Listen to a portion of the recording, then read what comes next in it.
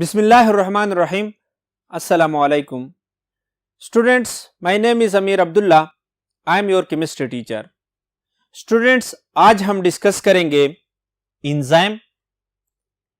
इस लेक्चर में हम इंट्रोडक्शन ऑफ इंजाइम और role of enzyme as biological catalyst और फैक्टर अफेक्टिंग इंजाइम डिस्कस करेंगे. यानी आज के लेक्चर में हम इंजाइम के हवाले से 3 किस्म के इंपॉर्टेंट इंफॉर्मेशन डिस्कस करेंगे.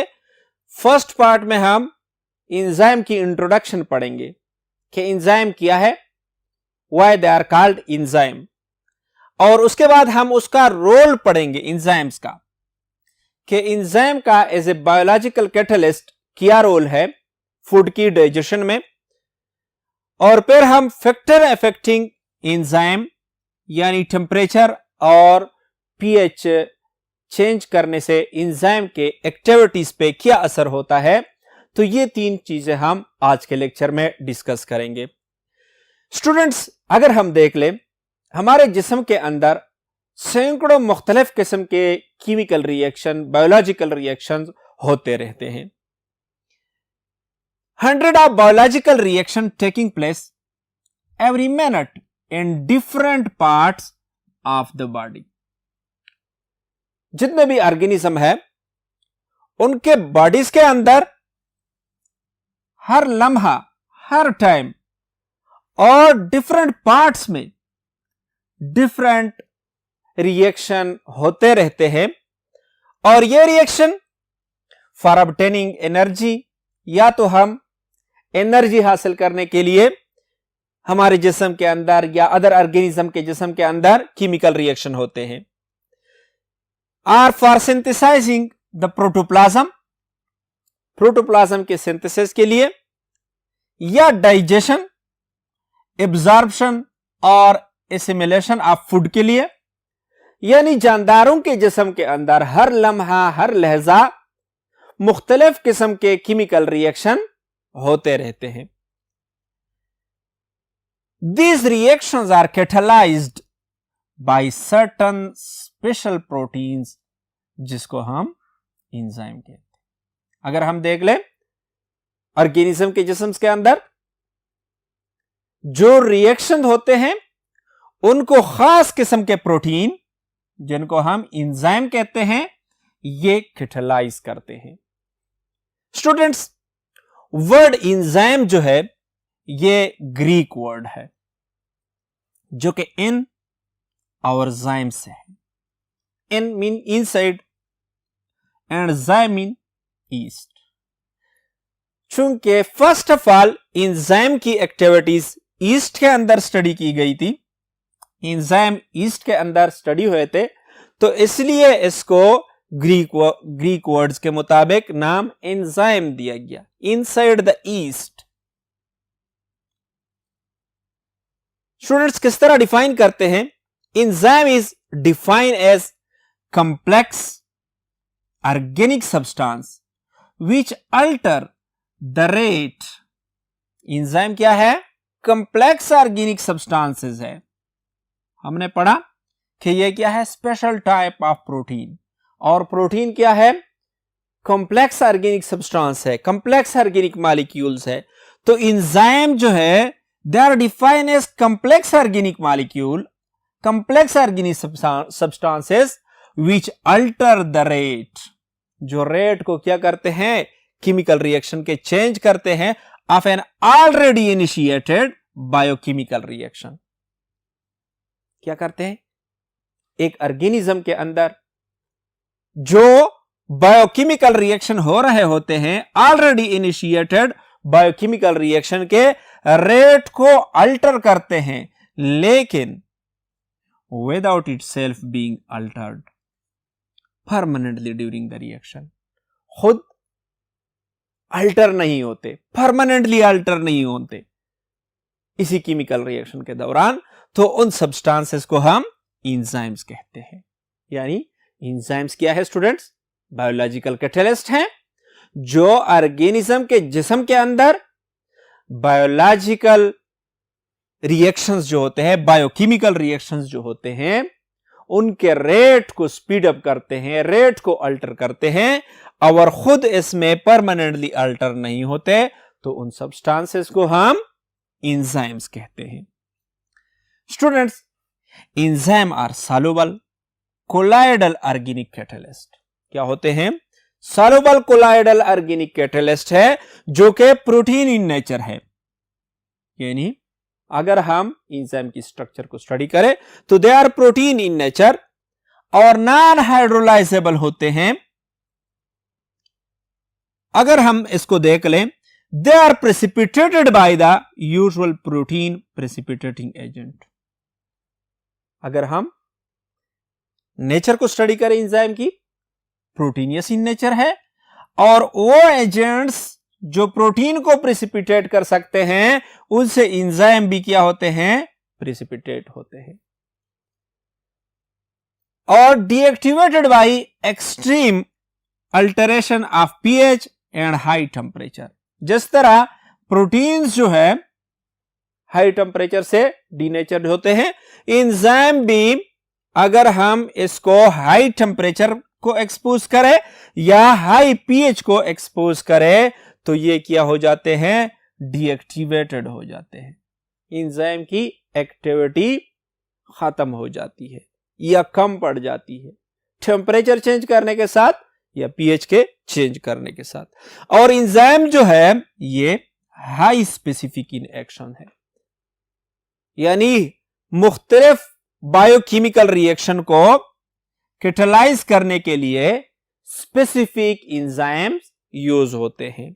फॉर एग्जांपल, कार्बोहाइड्रेट के कैटालिसिस के लिए अलग, लिपिड्स के कैटालिसिस के लिए अलग, प्रोटीन के कैटालिसिस के लिए अलग। तो मुख्तलिफ बायोकेमिकल रिएक्शन को कैटलाइज करने के लिए डिफरेंट एंजाइम यूज होते हैं। हम कहते हैं कि they are high specific in action. वो एंजाइम जो प्रोटीन की हाइड्रोलाइसिस करते हैं वो लिपिड्स के या कार्बोहाइड्रेट की हाइड्रोलाइसिस नहीं करते।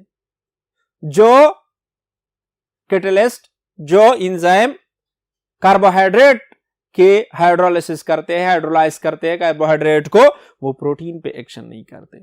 तो they are high specific in action.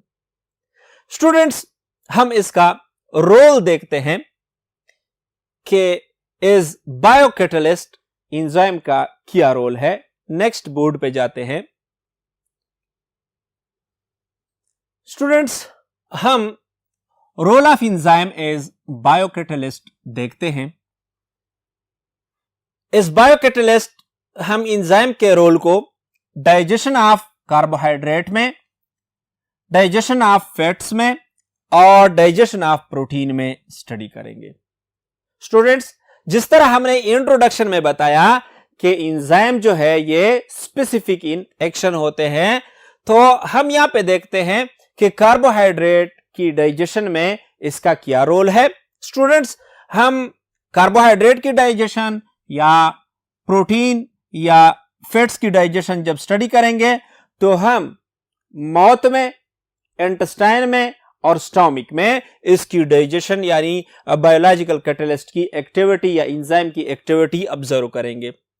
Student, सबसे पहले हम डिस्कस करते हैं in digestion of carbohydrate role of enzyme, कि एंजाइम का कार्बोहाइड्रेट की डाइजेशन में क्या रोल है। Student, after ingestion food meet saliva.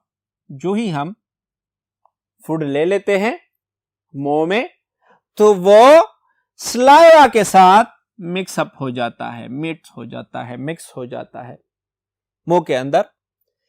Saliva में स्लाइवरी एमाइलेज मौजूद होता है या थाइलिन मौजूद होता है, जो कि कार्बोहाइड्रेट को हाइड्रोलाइज करना शुरू कर देते हैं। यानी जो ही हम खुराक ले लेते हैं और इसी खुराक में कार्बोहाइड्रेट अगर मौजूद है तो वो हमारे स्लाइवा में मौजूद स्लाइवरी एमाइलेज उसके साथ मिक्स हो जाते हैं, उस पर अपना एक्शन शुरू कर देते हैं और इसको हाइड्रोलाइज कर लेते हैं, कार्बोहाइड्रेट की हाइड्रोलाइसिस कर लेते हैं। स्टूडेंट्स, लेकिन जब हम स्टमक में देखते हैं, due to acidic pH action of amylase come to an end. जो ही खुराक मुंह से स्टमक में आता है, देखो स्टूडेंट्स, फूड जो ही स्टमक में आता है तो स्टमक में चूंकि पीएच अल्टर हो जाता है, यानी जो ही हमने फूड लिया और उसके कार्बोहाइड्रेट का जो हिस्सा था उस पर स्लाइवरी एमाइलेज ने एक्शन शुरू किया और इस फूड की जो कार्बोहाइड्रेट पार्ट था उसकी हाइड्रोलिसिस शुरू हो गई। लेकिन ये फूड जो ही स्टमक में आ जाता है तो स्टमक में क्या होता है, चूंकि पीएच अल्टर हो जाता है, चेंज हो जाता है, तो स्टमक में एमाइलेज का एक्शन भी खत्म हो जाता है क्योंकि यहां पर एसिडिक पीएच होता है। स्टमक के बाद जब ये फूड इंटेस्टाइन में आ जाता है, when food enter intestine pancreatic juice is secreted. यहां पर पैंक्रियाटिक जूस आ जाता है इंटेस्टाइन में, पैंक्रियाटिक जूस जिसमें पैंक्रियाटिक एमाइलेज मौजूद होते हैं और यह पैंक्रियाटिक एमाइलेज है same function as salivary amylase. यानी स्टूडेंट्स, कार्बोहाइड्रेट की डाइजेशन में बायोकैटालिस्ट या एंजाइम का क्या रोल है? जो ही हम कार्बोहाइड्रेट लेते हैं, हमारे माउथ के अंदर इस पर स्लाइवरी एमाइलेज एक्शन शुरू कर देते हैं, इसको कैटालाइज कर देते हैं, इसकी हाइड्रोलाइसिस स्पीड अप कर लेते हैं और जब स्टमक में पहुंच जाता है तो स्लाइवरी एमाइलेज का एक्शन खत्म हो जाता है। उसके बाद फूड जब इंटेस्टाइन में आता है तो इंटेस्टाइन में पैंक्रियाटिक जूस की सिक्रीशन की वजह से वहां पे पैंक्रियाटिक एमाइलेज मौजूद होते हैं और वो भी इसी तरह स्पीड अप कर लेते हैं किस चीज को? हाइड्रोलाइसिस ऑफ कार्बोहाइड्रेट को, डाइजेशन ऑफ कार्बोहाइड्रेट को। स्टूडेंट्स, फैट्स में हम देखते हैं role of enzyme in digestion of fat. Students, अगर हम देख ले, no lipase is secreted by the salivary gland. यहां पर जो स्लाइवरी ग्लैंड मौजूद होते हैं माउथ में, तो वो लाइपेज सिक्रीट नहीं करते, so slightly hydrolysis of lipids occur in stomach and mouth. Stomach में और माउथ में इसकी क्या होती है? यानी हाइड्रोलाइसिस जो है वो स्लाइटली होती है लिपिड्स की। सिर्फ हमारे पास देखो स्टूडेंट, लिंगुअल लाइपेज जो कि एबनर्स ग्लैंड माउथ में मौजूद होते हैं वो सिक्रीट करते हैं और ये लिंगुअल लाइपेज जो है रिमेन एक्टिव इन स्टमक और इसकी वजह से 30% ऑफ फैट्स जो है वो डाइजेस्ट होती है किस चीज में? स्टमक में। रिमेनिंग फूड जो फैट्स पर मुश्तमिल हो, जिसकी डाइजेशन ना हुई हो, वो जब इंटेस्टाइन में पहुंच जाते हैं तो इंटेस्टाइन में pancreatic juice, pancreatic lipase enzyme या जिसको हम स्टेप्सिन कहते हैं, वो सिक्रीट करते हैं which completely hydrolyse fat of the food. देखो स्टूडेंट्स, यानी लिपिड कंटेनिंग फूड्स जब हमारे माउथ में आ जाते हैं तो माउथ और स्टमक में इसका ओनली 30% पार्ट जो है वो हाइड्रोलाइज होता है, वो डाइजेस्ट हो जाता है। रिमेनिंग पार्ट जब इंटेस्टाइन में आता है तो इंटेस्टाइन में पैंक्रियाटिक जूस, जिसमें पैंक्रियाटिक लाइपेज एंजाइम मौजूद होते हैं, स्टेप्सिन मौजूद होते हैं, वो इसको कंप्लीटली हाइड्रोलाइज कर देते हैं। नेक्स्ट हम देखते हैं डाइजेशन ऑफ प्रोटीन में एंजाइम का क्या रोल है।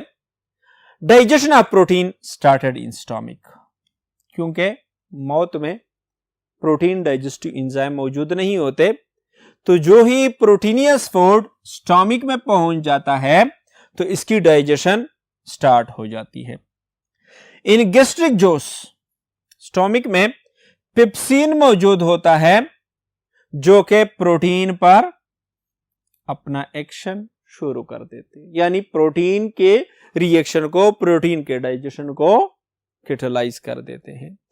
और इट इज बेस्ट एक्टिव जब पीएच हमारे पास कितना हो, 1 से लेकर 2 तक पीएच हो। 1 to 2 पीएच में ये क्या है, बेस्ट एक्टिव होते हैं। क्या हमारे पास पेप्सिन जो है वो 1 to 2 पीएच में बेस्ट एक्टिव होते हैं। इंटेस्टाइन में क्या होता है, pancreatic juice come to an action. वो फूड जो प्रोटीनियस होता है माउथ से स्टमक में आकर इसकी डाइजेशन शुरू हो जाती है। स्टमक में पेप्सिन मौजूद होता है जो प्रोटीन डाइजेशन को कैटालाइज करते हैं, और जब फूड स्टमक से इंटेस्टाइन में आता है तो इंटेस्टाइन में pancreatic juice come to an action. और पैंक्रियाटिक जूस जो है it contain enzyme like trypsin and chymotrypsin जो कि सिक्रीट होते हैं in inactive form. Inactive form में सिक्रीट होते हैं और फिर ये एक्टिवेट होते हैं। Next board. और ये ट्रिप्सिन और केमोट्रिप्सिन जो इनएक्टिव फॉर्म में सिक्रीट होते हैं, they are activated by other enzyme like trypsinogen is activated to what, to active trypsin, जहां पर वो क्या कर देते हैं, प्रोटीनियस फूड की डाइजेशन होती है by the action of enterokinase enzyme. और इसी तरह प्रोटीन की डाइजेशन होती है। स्टूडेंट्स, हम अपने लेक्चर के 3rd पार्ट जो कि factor affecting enzyme activity discuss करते हैं। स्टूडेंट्स, हम एंजाइम की एक्टिविटी को इफेक्ट करने में टेम्परेचर और पीएच डिस्कस करते हैं कि टेम्परेचर जब चेंज होता है तो एंजाइम की एक्टिविटी किस तरह चेंज होती है, इसी तरह पीएच के चेंज करने से एंजाइम की एक्टिविटी पर क्या असर होता है। स्टूडेंट, एंजाइम की एक्टिविटी हम देखते हैं हाई पीएच, हाई टेम्परेचर पे और लो टेम्परेचर पे। टेम्परेचर जब राइज होता है, बढ़ता है, तो इसके साथ मोस्ट एंजाइम जो है डीनेचर हो जाते हैं और उनकी एक्टिविटी जो है डिक्रीज रैपिडली। टेम्परेचर बढ़ाने के साथ एंजाइम की एक्टिविटी रैपिडली डिक्रीज होती है। इसी तरह अगर हम टेम्परेचर को लो करते हैं तो लो करने से भी एंजाइम की एक्टिविटी डिक्रीज होती है, और अगर हम टेम्परेचर 0 तक पहुंचाए तो बिकम इनएक्टिव, एंजाइम जो है इनएक्टिव हो जाते हैं।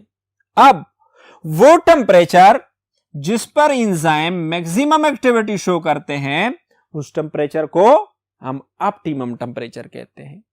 यानी एंजाइम की एक्टिविटी एक्सट्रीम हाई टेम्परेचर पर भी और लो टेम्परेचर पर भी क्या होती है, ये डिक्रीज होती है।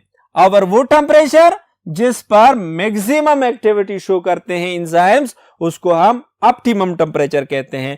तो किस तरह डिफाइन करते हैं ऑप्टिमम टेम्परेचर को, the temperature at which enzyme shows maximum activity is called optimum temperature. वो टेम्परेचर है ऑप्टिमम टेम्परेचर जिस पर एंजाइम मैक्सिमम एक्टिविटी शो करते हैं। मोस्ट एनिमल एंजाइम के लिए ऑप्टिमम टेम्परेचर जो है वो 37 डिग्री सेंटीग्रेड है। यानी आप हमारे पास जो बॉडी टेम्परेचर होता है उस पे एंजाइम क्या होते हैं, एक्टिव होते हैं। 37 डिग्री सेंटीग्रेड ऑप्टिमम टेम्परेचर है एनिमल एंजाइम्स के लिए। और प्लांट्स एंजाइम के लिए मुख्तलिफ होता है। सम प्लांट एंजाइम जिस तरह के हमारे पास यूरिएज है, इसके लिए ऑप्टिमम टेम्परेचर 60 डिग्री सेंटीग्रेड है। 60 डिग्री सेंटीग्रेड तक इसकी एक्टिविटी मैक्सिमम होती है। यानी डिफरेंट एंजाइम्स जो है उसका डिफरेंट ऑप्टिमम टेम्परेचर होता है, लेकिन वो टेम्परेचर जिस पर एंजाइम मैक्सिमम एक्टिविटी शो करते हैं उस टेम्परेचर को हम ऑप्टिमम टेम्परेचर कहते हैं। इसी तरह जब हम पीएच को देख लें तो कुछ एंजाइम ऐसे होते हैं कि वो अल्कलाइन पीएच पर ज्यादा वर्क करते हैं, बेस्ट रिजल्ट शो करते हैं। Some enzyme work best in alkaline pH, जबकि कुछ एंजाइम ऐसे होते हैं जो कि बेस्ट वर्क करते हैं, परफॉर्मेंस उसकी ज्यादा होती है, ज्यादा कैटालाइज करते हैं रिएक्शंस को इन एसिडिक पीएच, लेकिन वो पीएच जिस पर कोई एंजाइम मैक्सिमम एक्टिविटी शो करे उस पीएच को हम ऑप्टिमम पीएच कहते हैं। मसलन हमारे पास पेप्सिन है तो पेप्सिन के लिए ऑप्टिमम पीएच क्या है? 2 है। ट्रेप्सिन के लिए हमारे पास ऑप्टिमम पीएच 8 to 9 है। स्टूडेंट्स, मोस्ट ऑफ एंजाइम जो है वो 5 से 9 पीएच तक क्या करते हैं, उसके लिए ऑप्टिमम पीएच होता है। पेप्सिन एस से एक्सक्लूड है जो कि लो पीएच पर यह मैक्सिमम एक्टिविटी शो करता है। बाकी मैक्सिमम हमारे पास एंजाइम्स जो है वो 5 से लेकर 9 पीएच तक इसका ऑप्टिमम पीएच होता है और वो मैक्सिमम एक्टिविटीज शो करते हैं। स्टूडेंट्स, एक क्विक रिव्यू लेते हैं आज के लेक्चर का। आज के लेक्चर में हमने क्या क्या चीजें डिस्कस की। फर्स्ट ऑफ ऑल हमने इंट्रोडक्शन ऑफ एंजाइम कि एंजाइम क्या होते हैं। हमारे जिस्म के अंदर सैकड़ों हजारों किस्म के केमिकल रिएक्शन हर वक्त होते रहते हैं। इन केमिकल रिएक्शन को स्पेसिफिक प्रोटीन कैटालाइज करते हैं और उन प्रोटीन को एंजाइम कहा जाता है। एंजाइम वो ऑर्गेनिक सब्सटेंसेस है, वो बायोकेमिकल्स है जो किसी केमिकल रिएक्शन के रेट को अल्टर करते हैं और खुद उसमें अल्टर नहीं होते, एट द एंड दोबारा उसी फॉर्म में इससे निकल जाते हैं, तो उन सब्सटेंसेस को हम एंजाइम कहते हैं। और इसके बाद हमने एंजाइम का रोल एज ए बायोकैटालिस्ट के एंजाइम जो है वो digestion of carbohydrates, digestion of lipids और डाइजेशन ऑफ प्रोटीन में क्या किरदार अदा करते हैं। और उसके बाद हमने फैक्टर स्टडी किए कि एंजाइम की एक्टिविटी पर कौन से फैक्टर्स जो है वो इफेक्ट शो करते हैं, जिसमें हमने टेम्परेचर और पीएच का जिक्र किया। स्टूडेंट्स, आज के लिए इतना काफी है। नेक्स्ट लेक्चर में मिलते हैं। इजाजत चाहता हूं। अल्लाह हाफिज।